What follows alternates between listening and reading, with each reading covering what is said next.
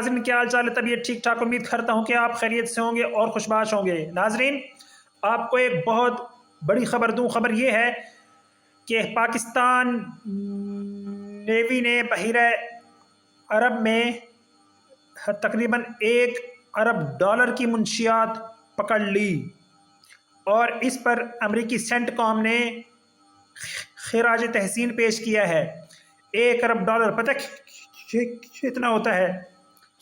یعنی کہ 280 کروڑ پاکستانی روپے۔ تفصیلات کی جانب بڑھتے ہیں۔ امریکی سینٹرل کمانڈ نے کامیاب آپریشن پر پاک بحریہ کو خراج تحسین پیش کیا ہے۔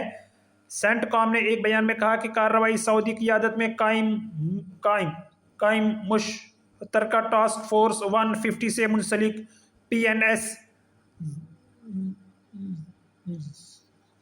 یارموک نے کی۔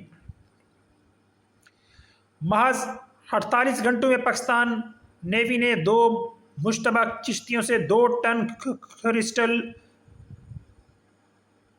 میتھ، 350 کلو گرام آئس اور 50 کلو گرام کوکین برآمد کی، جن کی مجموعی مالیت $97 کروڑ 24 لاکھ بنتی ہے۔